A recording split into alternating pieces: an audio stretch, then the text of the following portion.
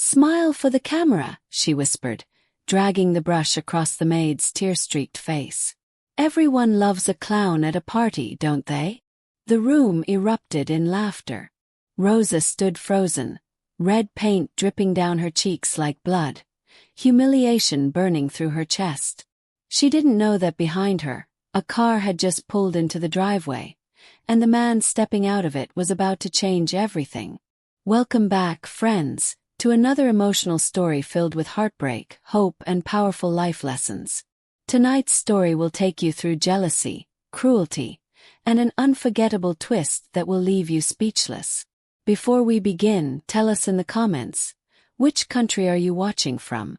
Now let's dive into this unforgettable journey.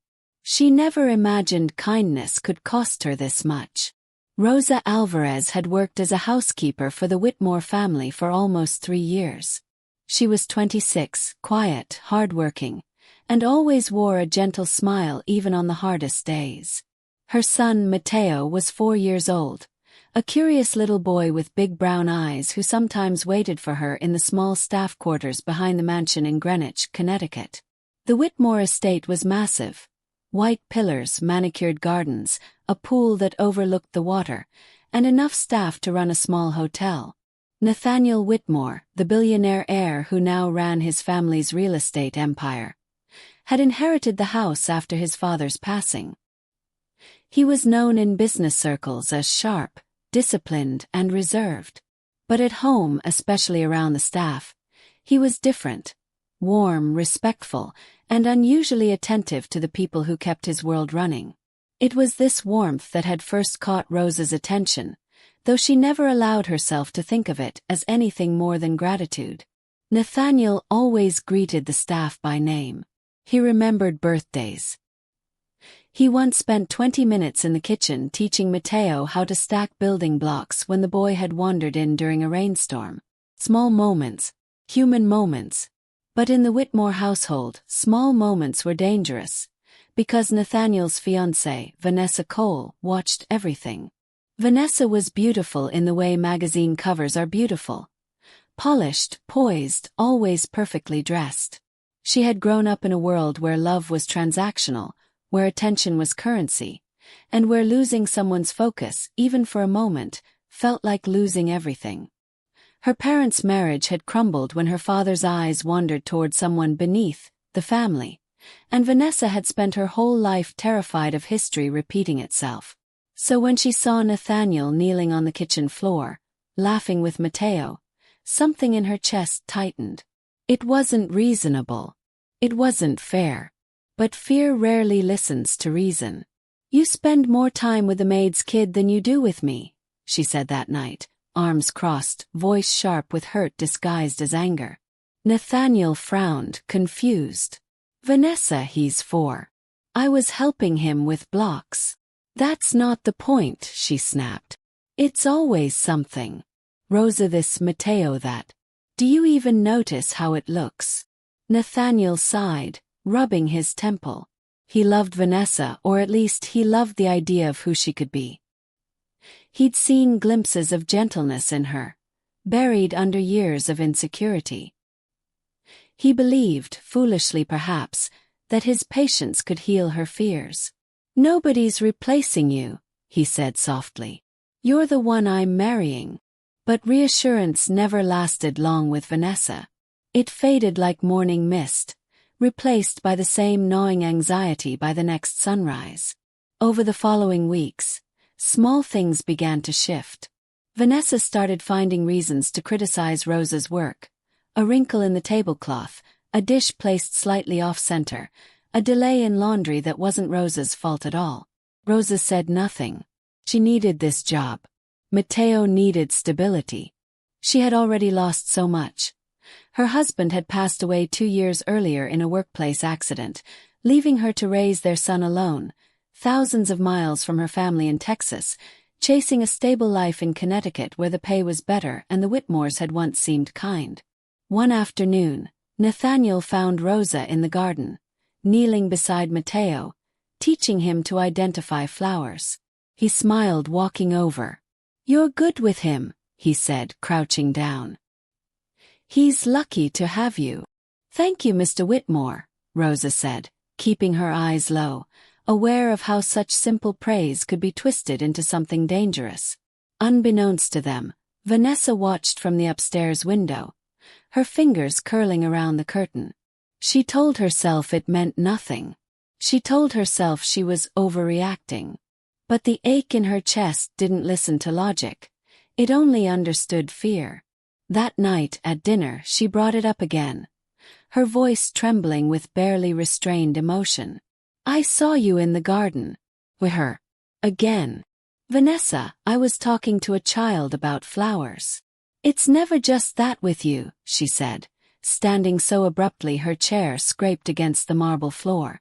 You don't understand what it feels like to watch the person you love care more about everyone else than about me. Nathaniel reached for her hand, but she pulled away, tears brimming in her eyes. Tears that were real, even if her fears were distorted. Beneath her anger was a wound that had never healed. A little girl who once watched her father choose someone else, over and over, until nothing she did was enough. I need you to trust me, Nathaniel said quietly. I chose you. I'm marrying you.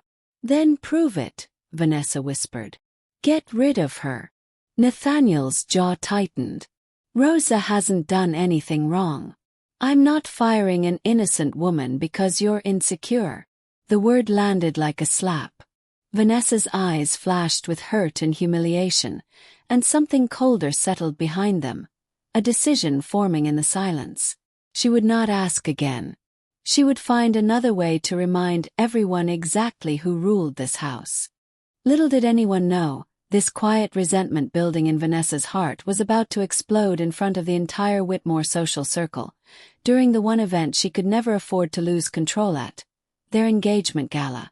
What would you do if you were in Rosa's place, working hard every day while carrying a secret fear of losing everything over someone else's jealousy? The gala was supposed to celebrate love. Instead, it exposed a wound no one saw coming. The Whitmore engagement gala was the event of the season. 200 guests, string lights strung across the rooftop terrace overlooking the city skyline, champagne towers, a live band, and photographers capturing every glittering moment for the society pages. Vanessa had spent months planning it. The flowers, the seating chart, the exact shade of burgundy for her gown. Everything had to be perfect. Everything had to prove she belonged at Nathaniel's side. Unquestionably, unshakably. Rosa had been asked to help with last-minute preparations backstage. Steaming tablecloths, arranging place cards, making sure the kitchen staff had everything they needed. She wasn't meant to be seen by guests, but exhaustion and understaffing meant she occasionally crossed into the main terrace, carrying trays, adjusting chairs, disappearing quickly whenever she could. Nathaniel noticed her more than once. Not romantically, never that, but with the quiet respect of a man who saw hard work and appreciated it. At one point, when a guest rudely snapped their fingers at Rosa to refill a glass, Nathaniel intervened gently. She's not your waitress for the night, he said with a small, firm smile. Let's treat our staff with kindness tonight, all right? The guest laughed it off, but Vanessa, standing several feet away in her burgundy gown, heard every word. She watched Nathaniel offer Rosa an apologetic nod, watched Rosa's grateful, embarrassed smile in return, and something inside Vanessa cracked wide open. It didn't matter that Nathaniel's intention was simple decency. In Vanessa's mind, distorted by years of fear and comparison, it became proof. Proof that even here, at her own engagement party, in front of everyone who mattered, he was choosing to protect the maid over protecting her dignity. She excused herself to the powder room, hands shaking as she gripped the marble sink, staring at her reflection. Her makeup was flawless. Her dress was couture. And yet she felt invisible standing beside the woman scrubbing floors. The unfairness of that thought didn't occur to her, only the burning conviction that she needed, somehow, some way, to reclaim the spotlight. When she returned to the terrace, her friends, Brooke and Amara, women from her old sorority who thrived on gossip and mild cruelty disguised as humor, noticed her tension immediately. You okay? Brooke asked, sipping champagne. Nathaniel's out here fawning over the housekeeper, Vanessa muttered. Amara raised an eyebrow, smirking. Want us to have some fun with her?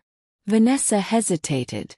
A part of her, the part that remembered being a little girl who once believed in kindness, whispered that this was wrong. But the louder part, the wounded part, wanted control. Wanted to feel powerful again, even for one night. Just a joke, Vanessa said quietly.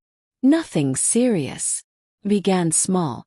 Brooke accidentally spilled a drink near Rosa's shoes, laughing loudly as if it were hilarious.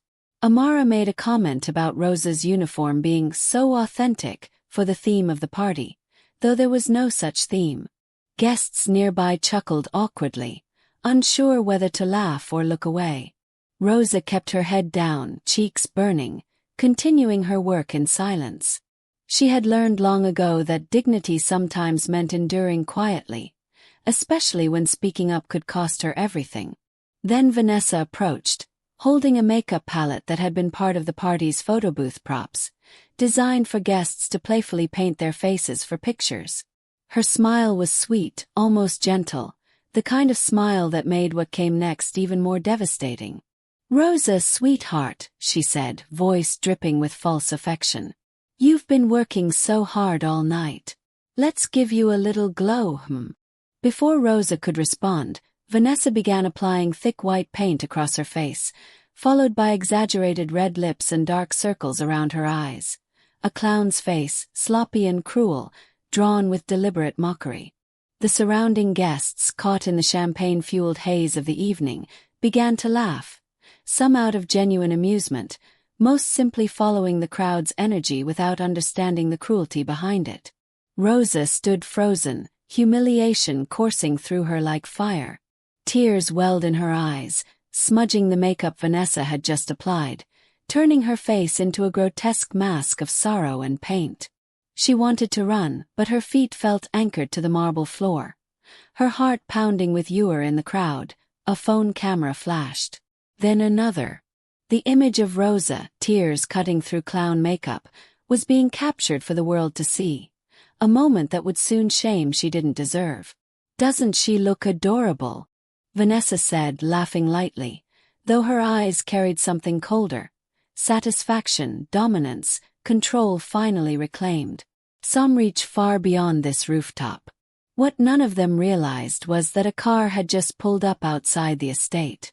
Nathaniel, who had briefly stepped away to take an urgent business call, was walking back toward the terrace at that very moment. And what he was about to witness would shatter every assumption he'd made about the woman he was planning to marry. What would you do if you were in his place, arriving just in time to witness the person you love hurting someone innocent? One look was all it took to change everything. Nathaniel stepped back onto the terrace just as the laughter reached its peak. For a moment, he didn't understand what he was seeing. Then his eyes found her, Rosa, standing in the center of a small circle of guests, her face painted like a clown, tears streaking down through white powder and red paint, humiliation radiating off her in waves. His stomach dropped. "What is going on here?" His voice cut through the laughter like a blade, sharp enough that the terrace fell silent almost instantly. Heads turned. Smiles faded. Vanessa's hand, still holding the makeup brush, froze mid-air. "Nathaniel," she said quickly, forcing a light laugh. "It was just a joke. Party game. Everyone's been." "Look at her face," Nathaniel said, his voice trembling now, not with confusion but with barely controlled fury. "Does that look like a joke to you?" He crossed the terrace in a few long strides, kneeling slightly to meet Rosa's eyes, which she kept fixed on the floor, too ashamed to look up. "Rosa," he said gently. His tone completely transformed from the anger directed at Vanessa. "I am so sorry. This should never have happened." Rosa's shoulders shook as she finally allowed herself to cry openly. Months of quiet endurance breaking apart in front of 200 witnesses. Nathaniel took off his jacket and gently placed it over her shoulders, shielding her from the stares. "Someone get a car ready," he said firmly to a nearby staff member. "And bring makeup remover, water, whatever she needs. Now." Vanessa stood rooted in place, the champagne in her glass suddenly feeling heavy in her trembling hand. "Nathaniel, you're embarrassing me in front of everyone." He turned to her slowly, and something in his expression made her step back. "You humiliated an innocent woman at our engagement party," he said, voice low but shaking with restrained anger. "In front of 200 people. Because you're jealous of a housekeeper who has done nothing but work hard to support her son. I didn't mean. You painted her face like a clown, Vanessa. You didn't mean that by accident." The gathered guests, many of whom had laughed just moments earlier, now shifted uncomfortably, avoiding eye contact, suddenly aware of how ugly the moment truly was once framed honestly. This was the turning point. The moment everything the audience thought they understood about this story began to crack open. Because what nobody at that party knew, what even Nathaniel himself hadn't fully processed, was the depth of what had been building beneath the surface for months. Vanessa's insecurity wasn't simply jealousy over a housekeeper. It was rooted in something deeper, something she had never told Nathaniel, something that explained, without excusing, the storm of fear driving her actions.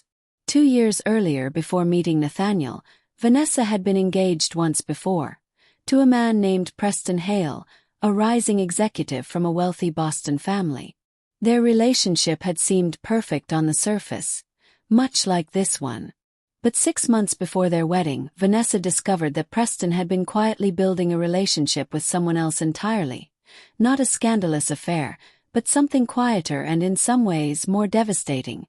A deep emotional connection with his family's housekeeper, someone he'd known for years, someone who understood him in ways Vanessa, in her polished, curated world, never had. Preston hadn't cheated in the traditional sense. But he'd chosen someone else's company, someone else's comfort, someone else's presence over hers again and again, until the wedding quietly fell apart. Vanessa had never spoken about it publicly. She buried the humiliation, rebuilt her image, and promised herself she would never again allow herself to feel replaceable, especially not by the help. When she saw Nathaniel's warmth toward Rosa, innocent as it was, old wounds reopened with brutal force. Her cruelty wasn't rational. It wasn't fair.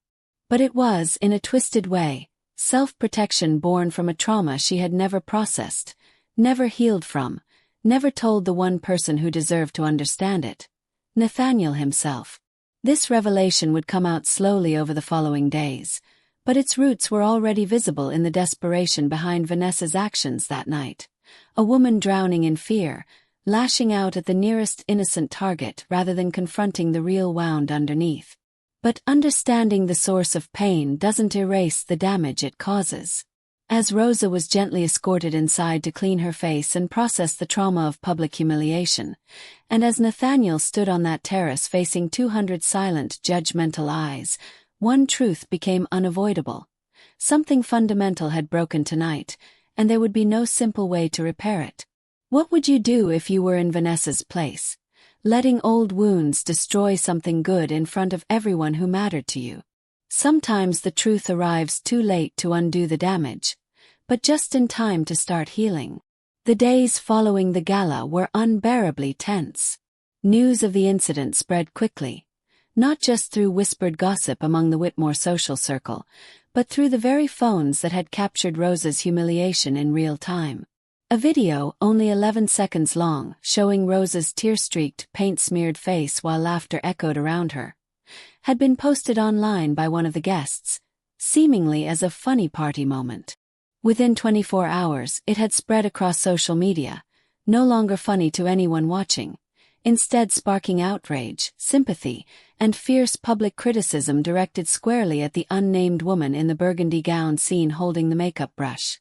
Vanessa watched her phone fill with notifications, her carefully built reputation unraveling in real time. Comments called her cruel, privileged, heartless.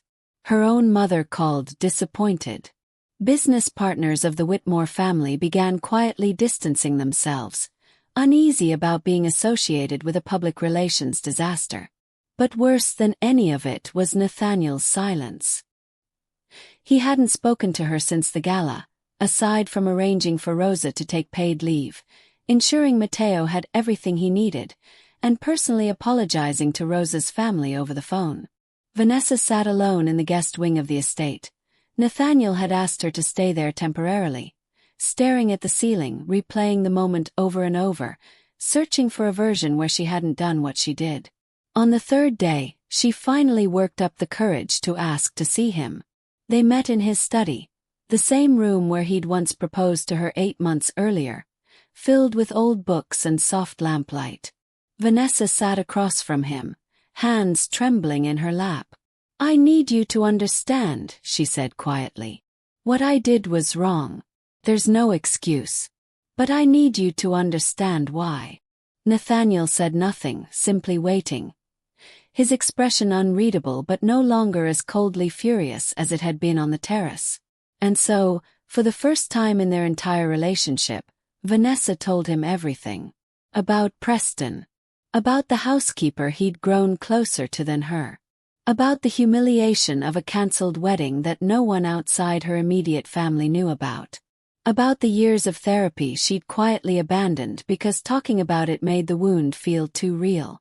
About the constant suffocating fear that she would never be enough, that someone else, anyone else, could always replace her the moment she let her guard down.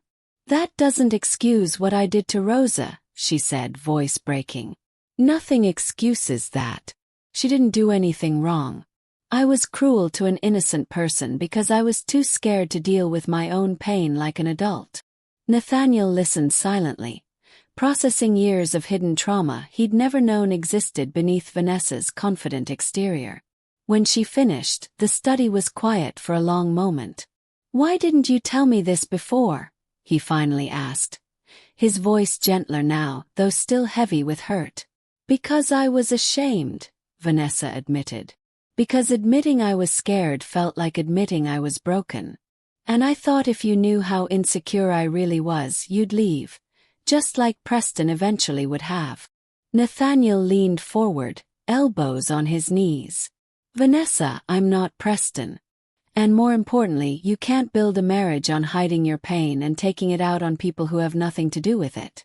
What you did to Rosa was serious. It hurt someone deeply, publicly, and unfairly. That has consequences, regardless of what caused it." "I know," Vanessa whispered.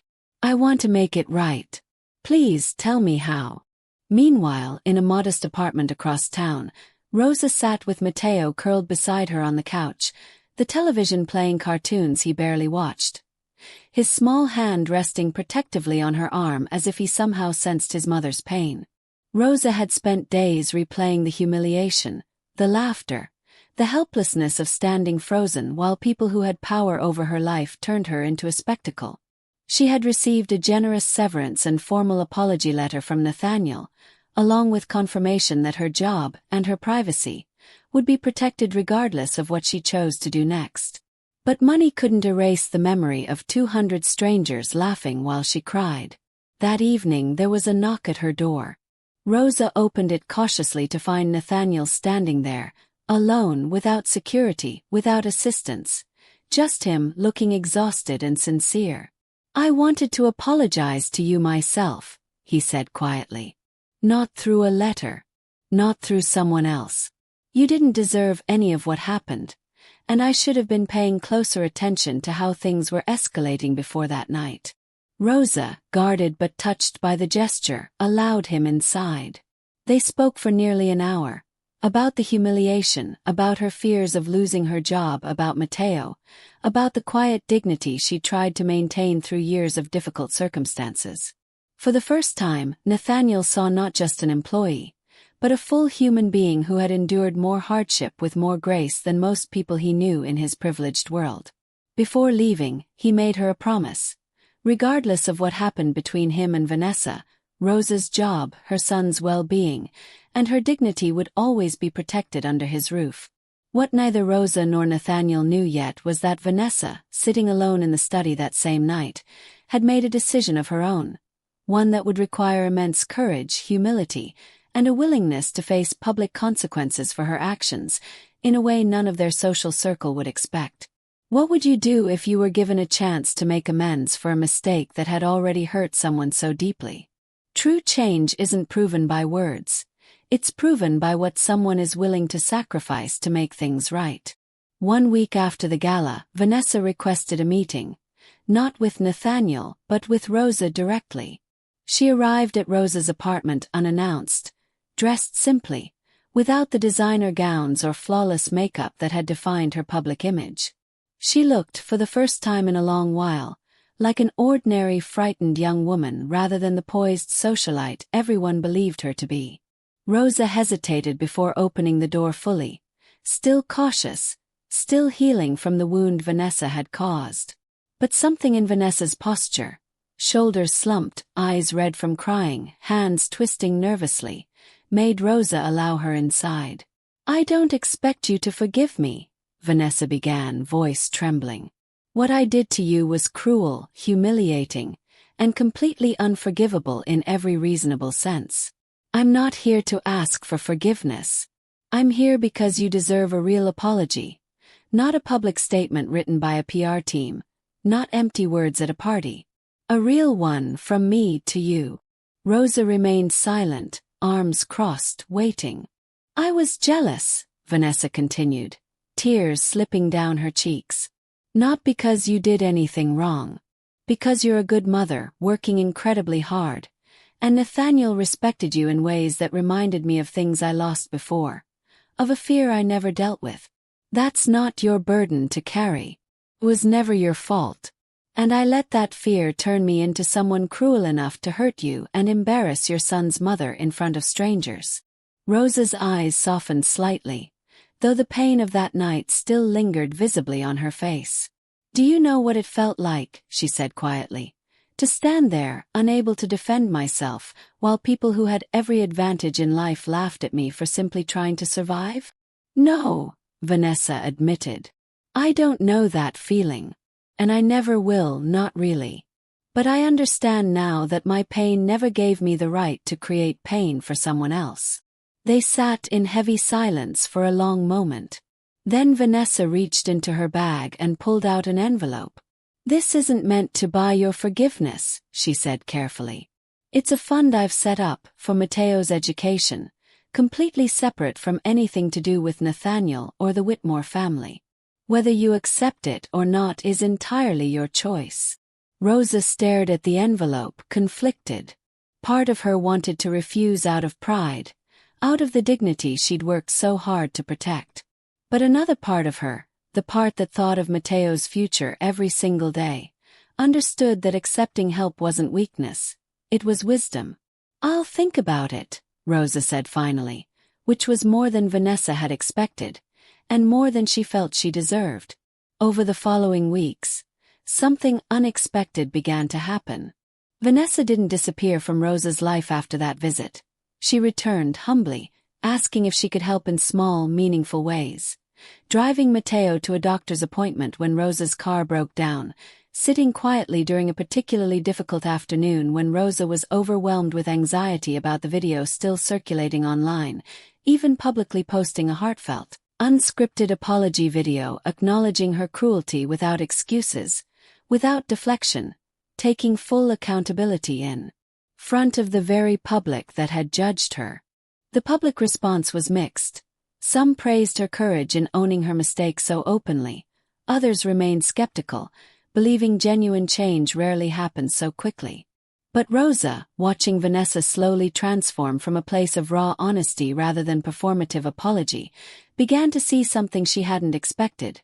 Real remorse, real effort, real growth. Meanwhile, Nathaniel watched this transformation from a careful distance, unsure whether their relationship could survive what had happened, but quietly hopeful that the woman he'd fallen in love with, beneath the fear and insecurity, was finally emerging, willing to do the difficult work of healing rather than hiding. One evening, Vanessa asked to speak with Nathaniel again, this time not to defend herself, but to release him from any obligation. "If you decide you can't move forward with me after everything that happened," she said, I'll understand completely. I hurt someone innocent because I couldn't manage my own fear. That's not something you should simply forgive because I've apologized. Real change takes time to prove, not just words to promise. Nathaniel studied her for a long moment. The exhaustion, honesty, and quiet strength in her voice was different from anything he'd seen in her before. I'm not deciding anything tonight, he said gently. But I see you trying. Genuinely trying. That matters. It wasn't a resolution. It wasn't forgiveness handed out freely. But it was the beginning of something real. The slow, difficult, unglamorous work of rebuilding trust after genuine harm, rather than the fairy tale ending so many expect without earning it. What would you do if you had to prove, through real action rather than words, that you deserved a second chance? Healing rarely looks the way we imagine. Sometimes it looks like showing up again and again, even when it's hard. Months passed. The scandal slowly faded from public conversation, replaced by newer headlines, as scandals often are. But within the Whitmore household and Rosa's small apartment across town, the real story continued quietly, far from any camera or headline. Rosa returned to work at the estate, though her role shifted. At Nathaniel's insistence, she was promoted to household manager, with a significant raise, formal benefits, and, most importantly to her, enough stability to move Mateo into a better school district. It wasn't charity.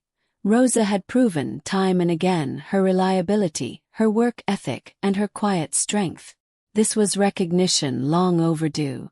Vanessa, meanwhile, began attending therapy consistently, not sporadically as she had years earlier, but with genuine commitment, working through the trauma of her broken engagement to Preston, the deep-rooted fear of abandonment stemming from her own parents' turbulent marriage, and the insecurity that had driven her to hurt someone innocent in a desperate, misguided attempt to protect herself. She and Rosa developed an unexpected, cautious friendship. Not overnight, not without awkwardness, but real nonetheless. Vanessa often stopped by during Mateo's after-school hours, initially to check in out of guilt, but eventually because she genuinely enjoyed the little boy's company. Mateo, unaware of the complicated history between the adults in his life, simply saw a kind woman who brought him books and patiently helped him with his reading.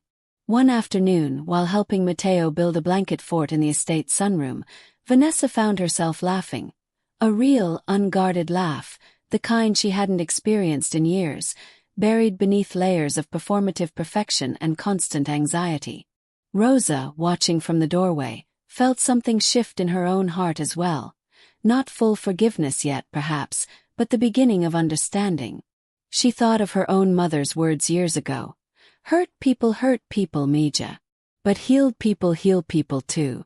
Give others the room to become who they're trying to be. Nathaniel, watching this quiet transformation unfold over months, found his own feelings evolving as well.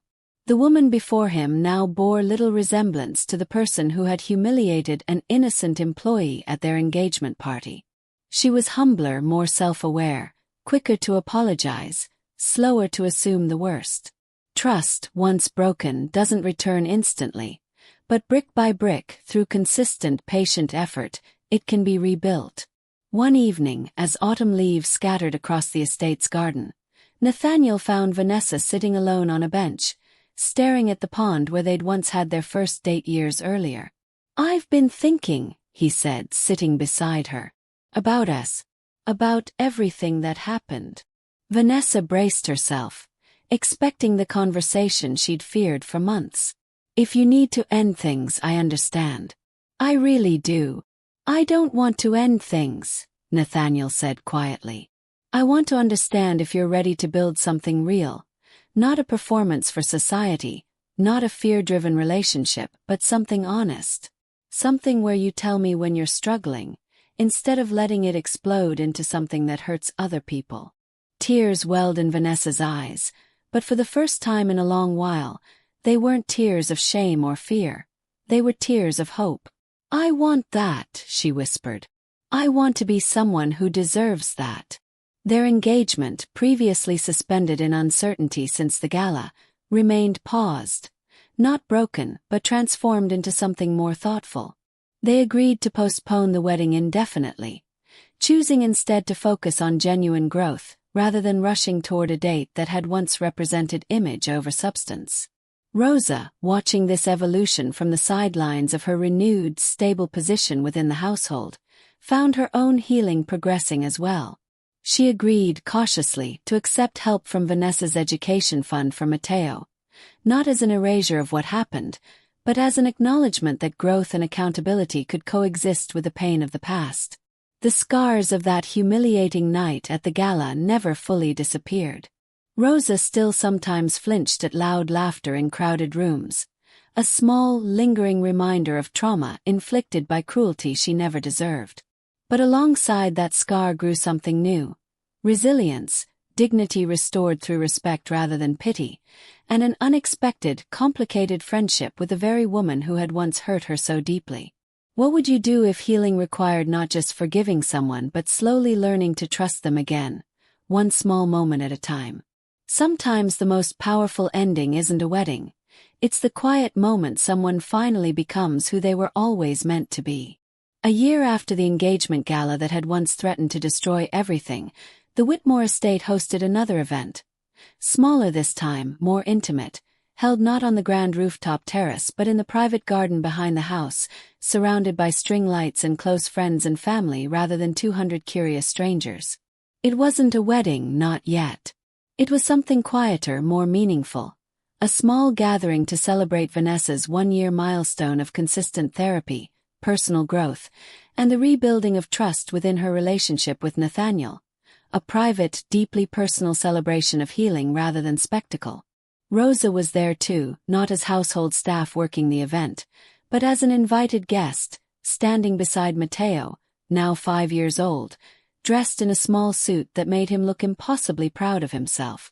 Their presence there, welcomed warmly by both Nathaniel and Vanessa, represented a transformation few who witnessed the humiliating incident a year earlier could have imagined.